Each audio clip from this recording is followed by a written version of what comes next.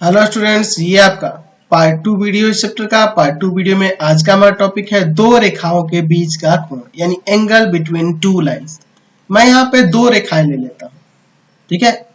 यहाँ पे मैं दो रेखाएं ले लेता हूँ, इस तरह से प्रतिच्छेद कर एक दूसरे पे। एक का नाम मैं यहाँ पे ए बी दे देता हूँ, ए बी, और दूसरा ले लेता हूँ यहाँ पर सी डी, ठीक है।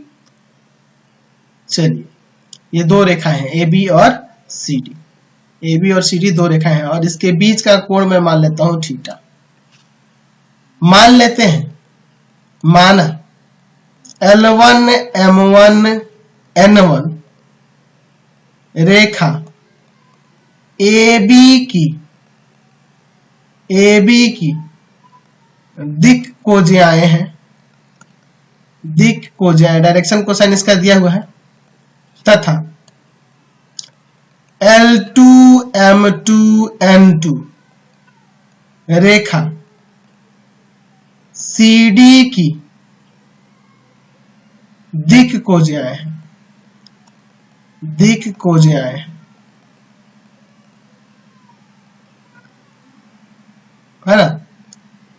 AB तथा CD के बीच का कोण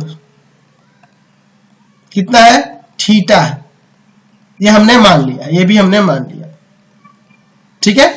अब यह भी मान लेते हैं, माना वेक्टर अल्फा तथा वेक्टर बीटा, वेक्टर अल्फा तथा वेक्टर बीटा इन दोनों रेखाओं के अनुदिश इकाई सदिश है, इकाई सदिश है, ठीक है। रेखा AB के अनुदिश इकाई सदिश यूनिट वेक्टर, ठीक है। एक यूनिट वेक्टर, मान लो यहां से यहां तक इकाई एक है, तो यहां से यहां तक जो है आपका यूनिट वेक्टर अल्फा है, ठीक है। और CD के अनुदिश मान लो यहां से यहां तक मैग्नीट्यूड एक इकाई हो जाता है, तो ये जो है आपका वेक्टर क्या है? आपका बीटा है। तो वही मैंने लिखा है कि ये AB रेखा और CD रेखा, ये तो दोनों रेखाएं हैं ना जी। तो इन रेखाओं के अनुदिश इकाई सदिश आपके दो हैं, एक है वेक्टर अल्फा और एक है वेक्टर बीटा। तो AB के अनुदिश इकाई सदिश आपका वेक्टर अल्फा है, यानी कि दिशा दोनों की समान ही होगी, AB और अल्फा की समान ही दिशा होगी, बस वेक्टर अल्फा जो होगा मैग्नीट्यूड 1 वाला होगा और वेक्टर बीटा भी CD के दिशा में होगा, लेकिन उसका जो मैग्नीट्यूड जो होगा 1 होगा। समझ गए ना बात? चलिए, यानी कि वेक्टर अल्फा का भी मैग्नीट्यूड 1 और वेक्टर बीटा का भी मैग्नीट्यूड क्या होगा? 1 होगा। अब इन दोनों के अनुदिश जो कोण बनेगा, वेक्टर अल्फा और वेक्टर बीटा के बीच जो कोण बनेगा, वही कोण आपका AB और CD के बीच का भी कोण होगा ना। तो हम लोग जानते हैं कि दो सदिशों के बीच का कोण निकालने के लिए cos थीटा बराबर में होता है vector alpha dot vector beta और बटा में वेक्टर अल्फा का मैग्नीट्यूड और इनटू में वेक्टर बीटा का मैग्नीट्यूड। ऐसे होगा। अब बात करते हैं कि वेक्टर अल्फा और वेक्टर बीटा होगा क्या। तो अगर मैं बात करूं इसके सदिश की, वेक्टर अल्फा की, तो देख रहे हैं कि यहां पर AB का दिक् कोज्या L1 M1 N1 दिया है, तो उसी के अनुसार वेक्टर अल्फा क्या हो जाएगा? L1 I cap plus M1 J cap plus N1 K cap. समझे ना बात को? और वेक्टर बीटा क्या होगा? तो हम देख रहे हैं कि CD का जो है दिक् को जो है L2 M2 N2 दिया है, तो यह जगह L2 I cap plus M2 J cap plus N2 K cap. तो अब इन दोनों का डॉट प्रोडक्ट ऊपर लिखेंगे, तो देखो यहाँ पे cos थीटा बराबर में ऊपर डॉट प्रोडक्ट लिखेंगे ना जी, यानी इसका और इसका डॉट प्रोडक्ट क्या आएगा? L1 L2 plus M1 M2 और प्लस में N1 N2 और डिवाइड में अल्फा का मैग्नीट्यूड 1, बीटा का भी मैग्नीट्यूड 1, यानी कि cos थीटा बराबर में हो गया L1 L2 plus M1 M2 plus N1 N2। तो हमने यहाँ पे क्या देखा कि अगर दो रेखाओं की दिक् कोज्याएं दी गई हो तो उनके बीच का कोण हम इस फॉर्मूले पे निकाल सकते हैं। ठीक है, और दिक् अनुपात दिया होगा तब, तो दिक् अनुपात दिया होगा तो या तो आपके पास ऐसे दो सदिश दे दे, जहां वहां पे दिक् कोज्याएं दी गई, दिक् अनुपात है ना, दिक् अनुपात दिया गया हो, तो दिक् कोज्याएं कैसे निकालेंगे, तो दोनों सदिशों का इकाई सदिश निकालेंगे और फिर ये फॉर्मूला लगा देंगे। या अगर मान लो आपके पास जो सदिश दिए गए होंगे वहां से आपको दिक् अनुपात प्राप्त हो, ठीक है, दिक् अनुपात प्राप्त हो, एक दिक् अनुपात A1 B1 C1 हो और दूसरा हो A2 B2 C2,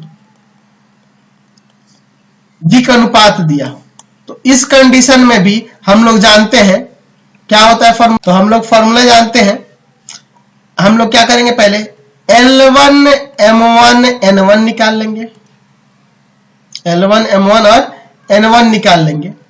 वो कैसे निकालेंगे, तो A1 बटा में इसका यहां से लिख देंगे रूट अंडर A1 का स्क्वायर प्लस B1 का स्क्वायर प्लस C1 का स्क्वायर, B1 बटा में रूट अंडर A1 का स्क्वायर प्लस B1 का स्क्वायर और प्लस में C1 का स्क्वायर, यहाँ भी C1 बटा में रूट अंडर A1 का स्क्वायर प्लस B1 का स्क्वायर प्लस C1 का स्क्वायर।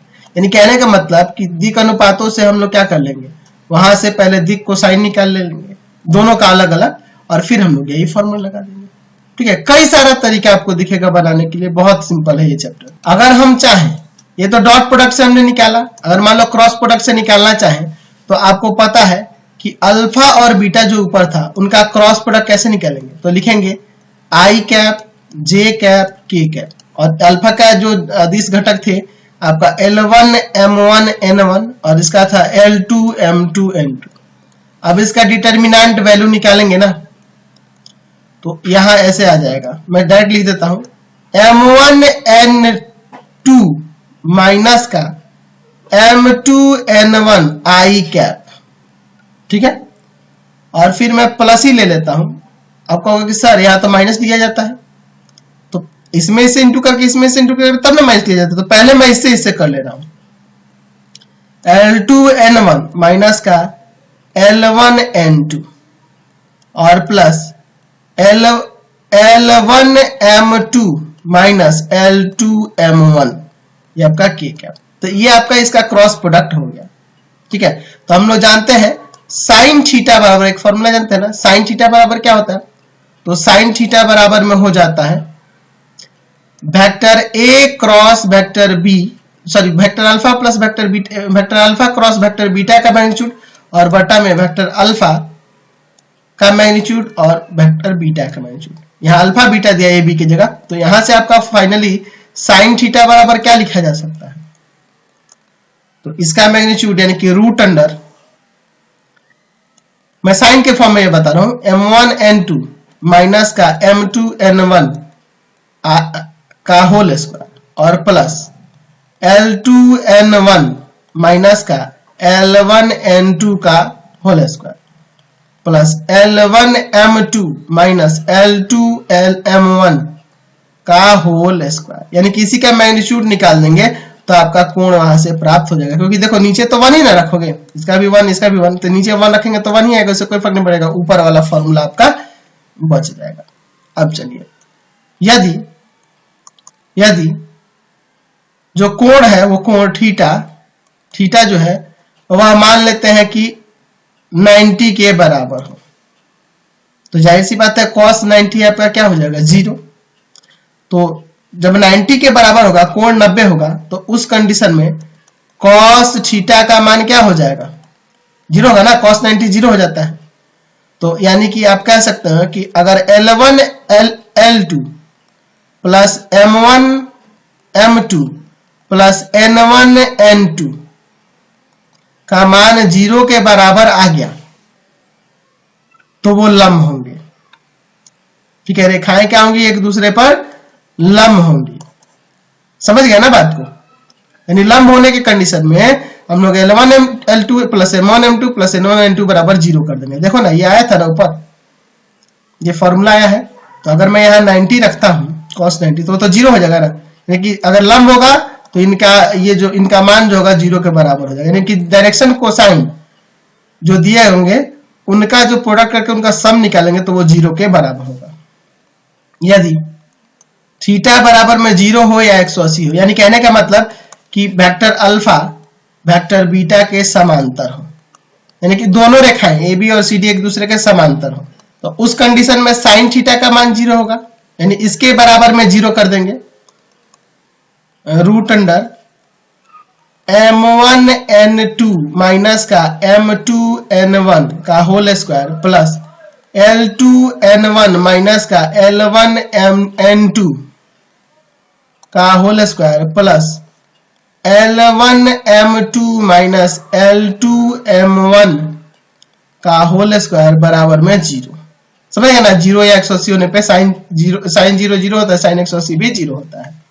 स्क्वायर कर देंगे, रूट हट जाएगा तो बच जाएगा m1n2 माइनस का m2n1 का whole square plus l2n1 minus का l1n2 का whole square plus l1m2 minus का l2n1 m1 का होल स्क्वायर बराबर में जीरो। तो देखो यहाँ पे इनके वर्गों का योग जीरो के बराबर, यानी देखो ये पॉजिटिव ही होगा, ये भी पॉजिटिव ही होगा, ये भी पॉजिटिव होगा, तीनों अगर पॉजिटिव होंगे तो इनके स्क्वायर ये इनका सम जीरो के बराबर कब होगा, जब ये जीरो जीरो जीरो होंगे तब।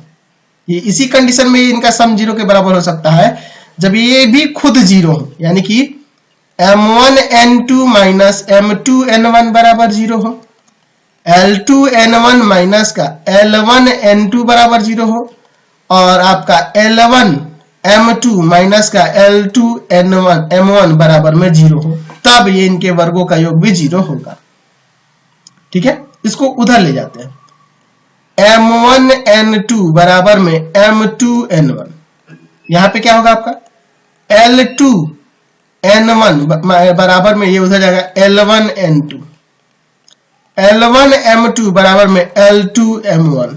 चलिए तो यहां कर देते हैं, m2 को इधर लाते हैं, तो m1 बाई m2 बराबर में n1 बाई, इसको इधर लेके आते हैं n1 बाई n2, इधर देखिए n2 को इधर लाते हैं कॉमा तो यहाँ पे n1 n2 n1 by n2 और ये चला जाएगा उधर l1 by l2, l1 by l2 बराबर में ये उधर जाएगा m1 बाई m2।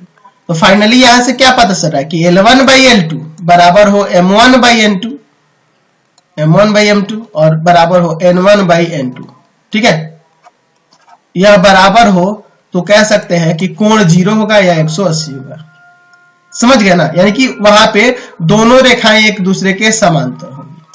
तो अगर आपके पास डायरेक्शन कोसाइन दिया हो और वहां से पता करना हो कि रेखाएं समांतर है कि लंब है, तो अगर उनके L1 L2 यानी डॉट प्रोडक्ट जैसे निकालते हैं L1 L2 plus M1 M2 और प्लस N1 N2 बराबर में अगर जीरो हो गया तो ये क्या हो जाएंगी, लंब होंगी, और इनके अनुपात बराबर हो गए तो समांतर होंगे। ये आपको याद रखना होगा। साथ ही अगर मान लो आपके पास सिर्फ दिक् अनुपात दिया हो, दिक् अनुपात दिए गए हो या दिक् अनुपात के रूप में दिक् कोज्याएं दी गई हो, ऐसे भी कह सकते हैं,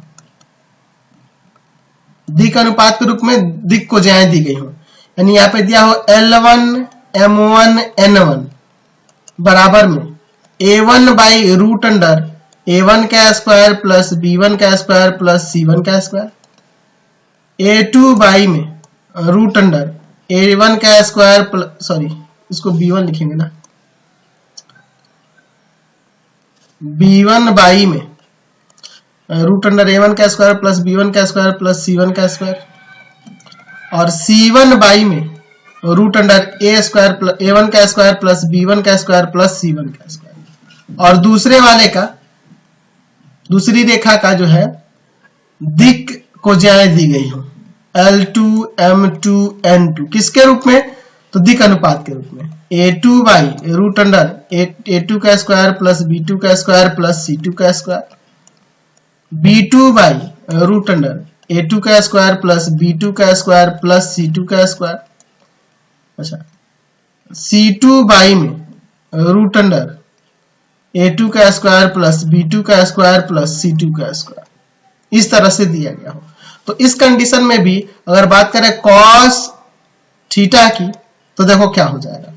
हम लोग देखे थे, क्या देखे थे, L1 L2 plus M1 M2 plus N1 N2, यही ना देखे थे जी। तो इसमें से करेंगे, इसमें से करेंगे और इससे करेंगे, तो आपका ऊपर क्या आ जाएगा, तो ऊपर आ जाएगा आपका A1 A2 plus B1 B2 plus C1 C2 बटा में आपका क्या आएगा, देखो आप इसमें से गुना करोगे, इसमें से गुना करोगे, इसमें से गुना करोगे, तो हर एक के बटा में सेम आएगा, और मैंने एलसीएम लेके डायरेक्ट जोड़ लिया, तो मेरा स्टेप बच रहा है यहाँ। आप चाहो तो अलग अलग कर सकते थे, यहाँ पे आप करके देखना, यही आएगा। ठीक है, इसमें कोई दिक्कत नहीं यार, इसमें इससे गुना करेंगे तो A1 A2 और बटा में ये आएगा, इन दोनों का प्रोडक्ट, B1 B2 बटा में इन दोनों का प्रोडक्ट, C1 बाई C2 इन दोनों का प्रोडक्ट, और तीनों को जोड़ेंगे एलसीएम लेके तो ही ना आएगा। तो फाइनली मैं यहाँ पे चाहूँ तो यहाँ से cos थीटा बराबर हम लोग डायरेक्ट, अगर दिक अनुपात दिया गया हो तो हम लोग यही सीधा नहीं फॉर्मूला लगा सकते हैं, A1 B1 C1 और A2 B2 C2 दिक अनुपात दिया तो हम लोग सीधे ये लगा सकते हैं। अच्छा, अगर यही साइन के फॉर्म में होता तो हम लोग देखे थे कि पहले दोनों का क्रॉस प्रोडक्ट जो निकाल रहे थे उसका मैग्नीट्यूड, यानी आपका जो वेक्टर अल्फा और वेक्टर बीटा था उनके क्रॉस प्रोडक्ट का मैग्नीट्यूड था, देखे थे ना, अभी देखे थे हम लोग।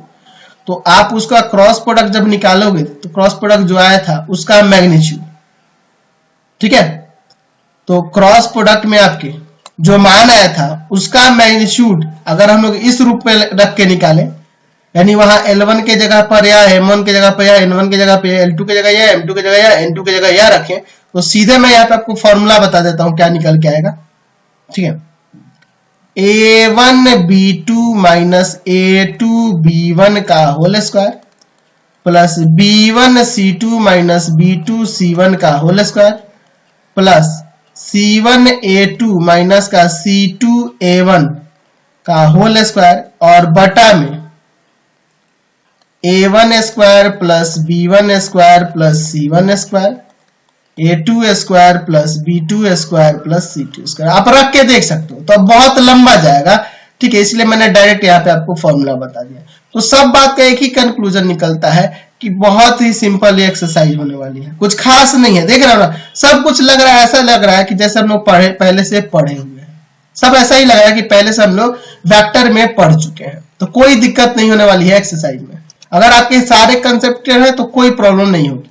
चलिए अब हम लोग बात करते हैं दो बिंदुओं को मिलाने वाली रेखा खंड का किसी रेखा पर प्रक्षेप, projection of the line segment joining the 2 point on a line. चलिए हम लोग बात करते हैं इसके बारे में। अच्छा, मैंने जैसे आपको बताया था कि वेक्टर ए का वेक्टर बी पर प्रक्षेप के लिए मैंने फॉर्मूला आपको प्रूव कराया था, और पता है भी था प्रक्षेप होता क्या है, ये सब चीज आपको पहले से पता है। दोनों के डॉट प्रोडक्ट में हम लोग भाग कर देते थे बी के मैग्नीट्यूड से, या हम इसे ऐसे लिखते थे वेक्टर ए और डॉट में यूनिट वेक्टर बी। देखो वेक्टर बी में उसके मैग्नीट्यूड से डिवाइड होगा तो यूनिट वेक्टर आ जाएगा। तो यहां हम लोग बात करने वाले दो रेखाओं को मिलाने वाली रेखा खंड का किसी रेखा पर प्रक्षेप। ठीक है, यहाँ पे मैं दो बिंदु ले लेता हूँ, एक पी बिंदु जिसका निर्देशांक है x1 y1 z1, और दूसरा बिंदु मैं ले लेता हूँ q जिसका निर्देशांक है x2 y2 z2। ठीक है, अब मैं इनको मिला देता हूँ। इन दोनों बिंदुओं को मिलाने वाली जो रेखा खंड हो रही है ना, इसका प्रक्षेप निकालना है किसी रेखा पर, किसी रेखा पर। ये हमारे पास दी गई रेखा है, ये दी गई रेखा है, इस पर इसका प्रक्षेप निकालना है, इस पर प्रक्षेप निकालना है। ठीक है, इस पे इसकी प्रक्षेप की लंबाई निकालनी होगी, यानी कि यह वाली लंबाई ज्ञात करनी है। ठीक है, तो यहाँ पे मैं मान लेता हूं, माना दो बिंदु x1 y1 z1, इसे P बिंदु से नाम लिया गया है, तथा Q x2 y2 z2 को मिलाने वाली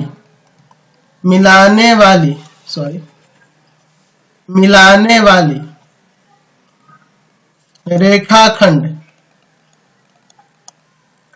का उस रेखा पर जिसकी दिक्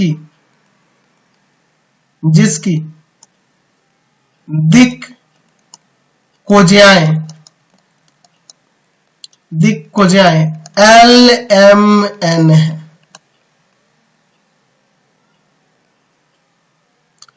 माना दो बिंदुओं इतना तथा इतना को मिलाने रेखाखंड का उस पर जिसकी दिक् कोज्याएं LMN है,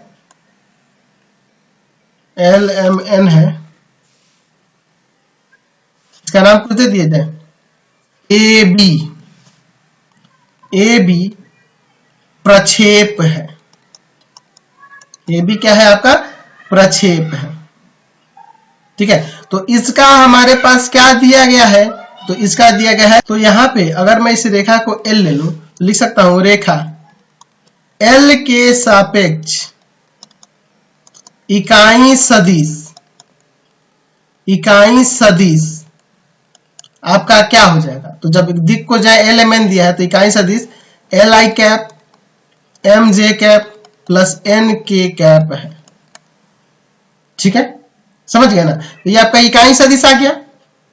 और दो बिंदुओं को मिलाने वाली रेखा का सदिश आपको पता है, वेक्टर PQ कैसे निकालेंगे?